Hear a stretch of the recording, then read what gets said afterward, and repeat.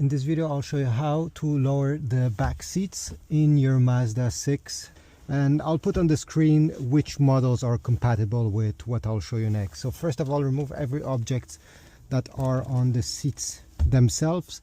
And now next step, well, most models will have a small switch on the top, but not the Mazda 6. You need to go in the trunk, so pop the trunk, and over here, once the trunk is open, you're gonna notice there's these two lanyards.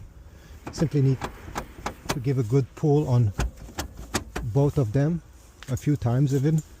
Go back in the car, and now the seats will be unlocked and you'll be able to lower them simply by pulling them down. If it doesn't work like this one over here, this one does not go down, don't worry, let me show you a quick tip.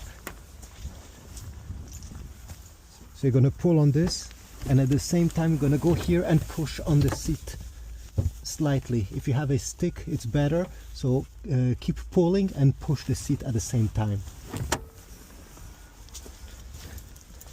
Now that I have unlocked the seat, it will finally go down. Make sure your front seat is pushed all the way in front if you want to have more space over here to put some extra stuff. Anyway, once you're done and you want to put them back, you simply need to put them this way. Make sure they stay in place. You don't want them to unlock while you're driving or if you're in an accident, so make sure they are firmly in place.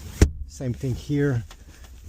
Try to push on them. If everything is fine, you're good to go. So thanks for watching. I hope this was useful. Please leave a like, subscribe, and I will see you in the next video.